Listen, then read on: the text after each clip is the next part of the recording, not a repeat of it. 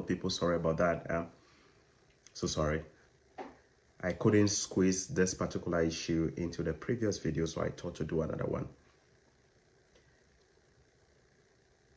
So in the last 3 days, some people reached out to me and then shared some developments or some developing issues with me. So I'm going to use this. So these are two families.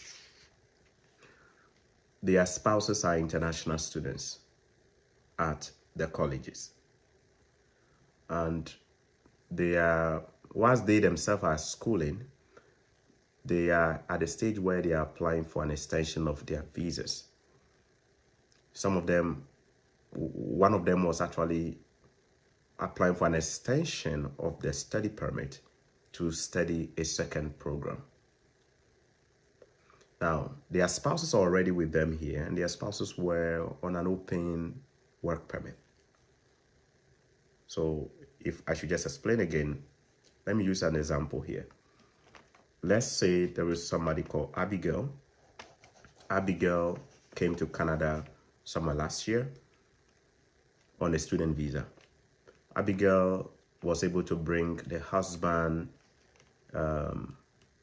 Emmanuel. Let me use a random name here. So Emmanuel is the husband of Abigail. Abigail came last year, September, to study. And when she applied, she included the husband, Emmanuel, and their children. So Emmanuel also was given an open work permit. They are both in Canada. Now, Abigail has realized that she needs a second program to be able to get a 3-year postgraduate work permit. So Abigail applied, or maybe Abigail is running out of her student visa because her visa is expiring before her program ends. So she applied for an extension.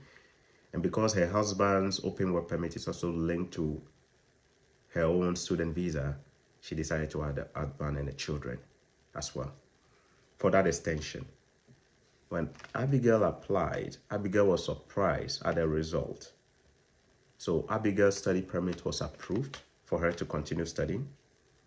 The children's visas were also extended for them to continue staying in Canada, as going to school or whatever. But the husband's open work permit was denied. And the reason that was cited was that the husband was not eligible or has not met eligibility for an open work permit because his spouse, which is Abigail, is not studying a master's program. Wow. Guys, I have not seen the actual refusal letter and the explanation. This was just a hearsay from somebody who told me this. And the person who told me this is a very credible person. Now, it came from two different people. The other person's situation also very similar. Applying for an extension included the husband, and the husband was denied. What could this be indicative of? These are just two, so I cannot make any prediction. I don't work with immigration, so I cannot say anything. Could this mean that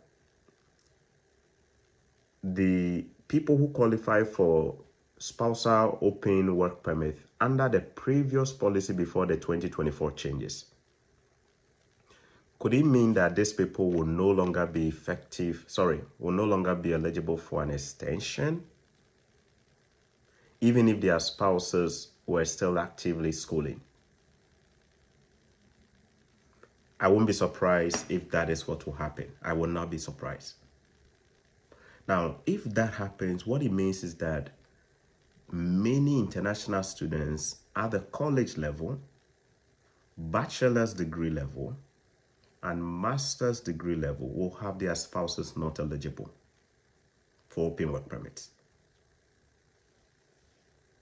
If I am to explain what I just said, if your spouse came as an international student at the college level, and at the time that she came in, you were eligible to come with your husband or your wife as an open work permit holder, but now you are looking to extend, you could be running into this same trouble that these two individuals went through. Remember, there is no official communication out there. stating that this is what they're doing. It wasn't even mentioned in the announcement that was released yesterday. But it looks to me that this could be something that could go on the side, where many people will be refused extensions.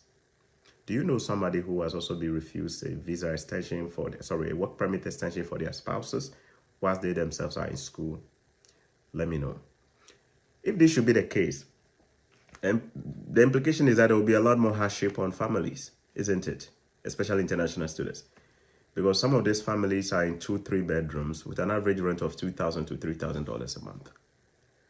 If the husband is not able to work and the wife is the only one working, how do they sustain the $2,000 to $3,000 rent? Clearly, $2,000 to $3,000 rent for 12 months will be well over the student budget as provided by the RCC itself, that you need $20,635 a year for living expenses, and it will clearly, if you put that at things, it will clearly be above. It means more hardship for international students. It means a lot of you will probably be more traumatized emotionally, psychologically, mentally. The family that went through this actually is a Nigerian family, and my understanding is that they are looking to even move out of their 3-bedroom with their kids because they can't afford the rent anymore. They are looking to move, to squeeze themselves.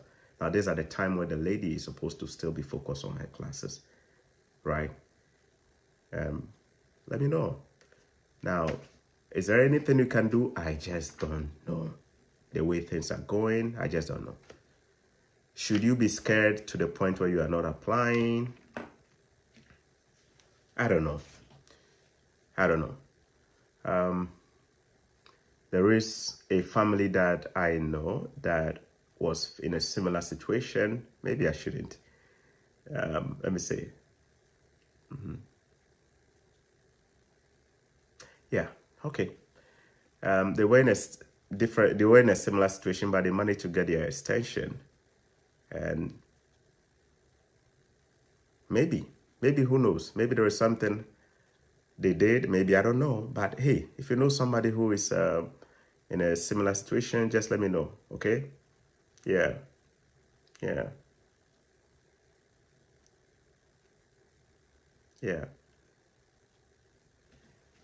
All right, that's all I can say. So this family from Ghana, they were able to get an extension successfully, especially for the children. He sent me a message to confirm that it was done. That I was about to read a message, but I realized I won't read it. I won't read a message because people are listening. Nobody so. I won't read a message. But my prediction here is that a lot of international students, spouses on open work permit may be denied extensions.